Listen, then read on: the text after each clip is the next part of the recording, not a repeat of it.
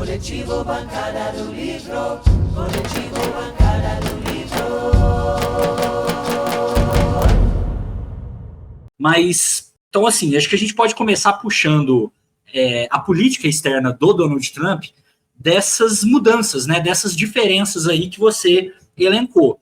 Se a gente for pensar no Brasil, já que você falou do Bolsonaro, né, falou que o Eduardo Bolsonaro está lá agora, foi para lá fugido, enfim, né, ele diz que é para militar em relação à causa dos condenados aqui de 8 de janeiro.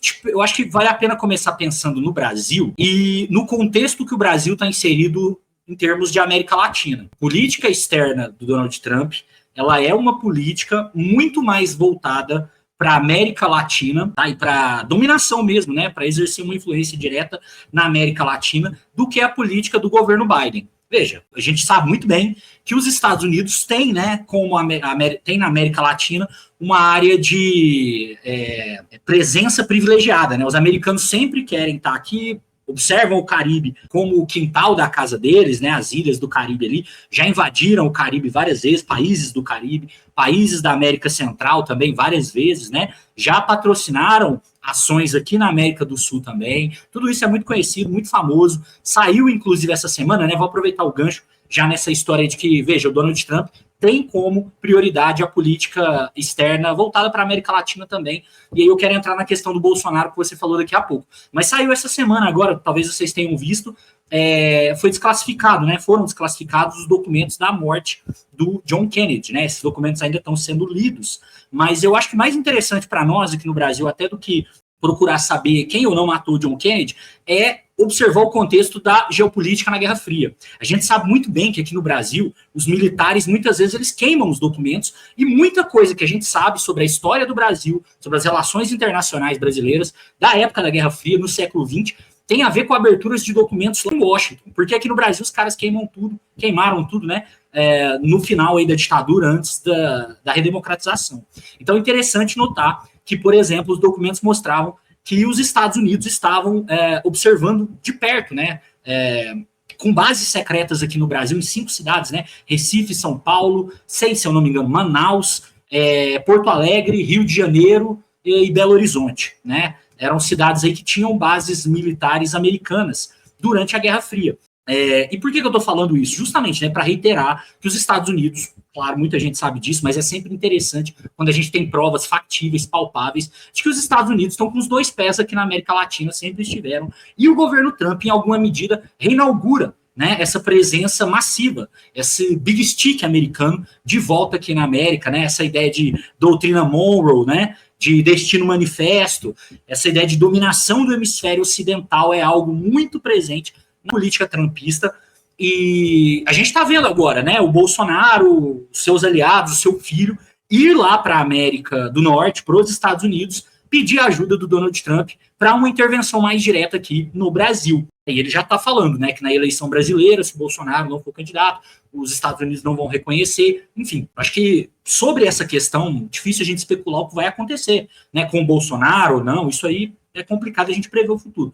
Mas que está muito claro que o Donald Trump tem uma política externa voltada para a América Latina de maneira muito mais agressiva, isso é um fato. Tá? A gente já está vendo isso, inclusive, com a perspectiva do Canal do Panamá. Né? Os Estados Unidos, que fizeram muita pressão pública, depois levaram o Marco Rubio, né, secretário de Estado, lá para o Panamá, onde ele se encontrou com o presidente panamense, fez uma pressão assim, também pública, aberta, e o Panamá basicamente agiu, né, saindo da nova Rota da Seda chinesa, né, a maior iniciativa geopolítica global da China, e a China que, de fato, né, apesar de ser uma espécie de falácia, esse domínio chinês sobre o Canal do Panamá, existem muitas empresas chinesas participando, né, ali bastante presentes no Canal do Panamá. Então, os Estados Unidos querem recuperar a hegemonia e o controle, inclusive, comercial, né, desse canal que foi devolvido lá em 1977 no Tratado Trujillo-Carter, né, mas que o Trump vê como um grande erro estratégico geopolítico lá na época. Então, eu falo do Canal do Panamá para chamar atenção para essa política do hemisfério ocidental, da América. De novo, a questão da Groenlândia, vocês devem estar acompanhando aí, né, pessoal?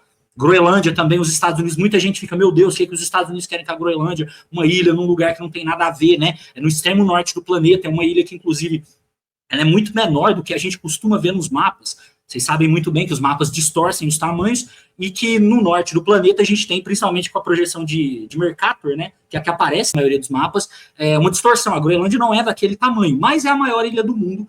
E qual que talvez seja o grande interesse do Trump, né, para a gente fechar essa primeira parte? Primeiro, os recursos minerais, que ele já está falando, né, de uma importância de terras raras, minérios, gás natural, a Groenlândia também que é uma zona de pescado importante, mas principalmente, né, a rota de passagem para o Ártico. Essa é a grande questão, tá? Tanto do ponto de vista comercial, que é a rota de passagem de navios chineses. Vamos lembrar que o gelo do Ártico está derretendo e novas rotas estão sendo abertas, né? E os Estados Unidos querem garantir a presença militar e mercantil nessas rotas, mas também, né, não só as rotas comerciais, mas também é a zona de passagem mais prioritária para mísseis balísticos russos e chineses em direção aos Estados Unidos, né? Vamos lembrar que, apesar de, como eu estava falando, na projeção de Mercator, Estados Unidos está de um lado do mundo e a Rússia e a China do outro, quando a gente olha e lembra, né, que o mundo é um globo, os dois países, olhando por cima, eles estão muito próximos, eles estão ali na zona polar se encontrando. Então, o controle geopolítico da Groenlândia também garante o acesso, né,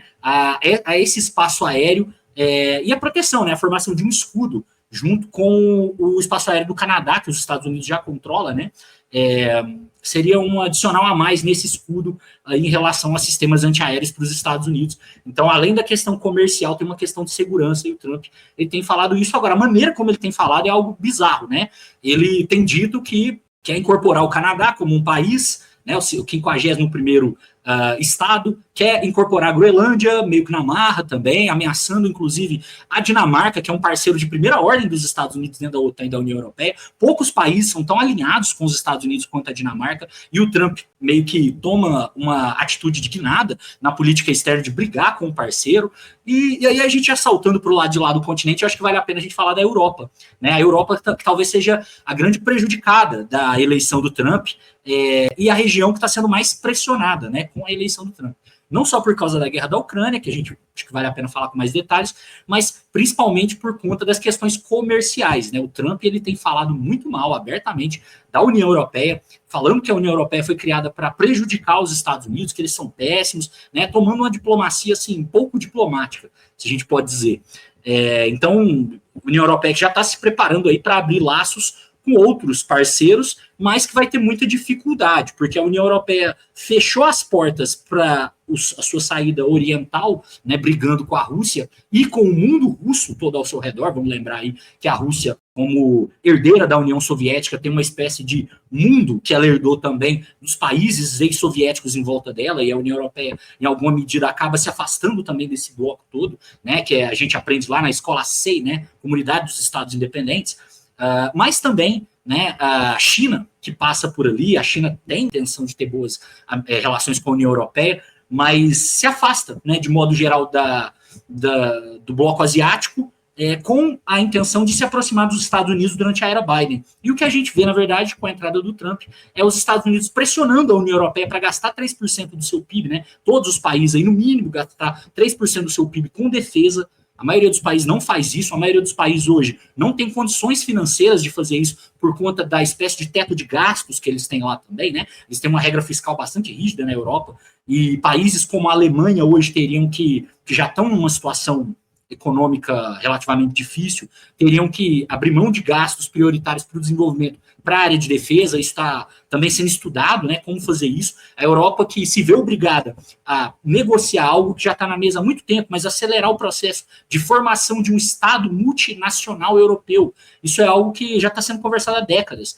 mas que é caro fazer isso, e não se sabe quem vai pagar a conta até agora, né? Sempre se espera que a Alemanha consiga contribuir mais, já que é o país mais rico da União Europeia. Mas com essa crise inaugurada com a guerra da Ucrânia, a Alemanha está numa situação muito complicada, a França, idem, enfim. A gente está vendo esse reposicionamento, né, com um direcionamento da política externa trumpista, sobretudo de uma forma mais imperialista e direta, voltada para a América Latina.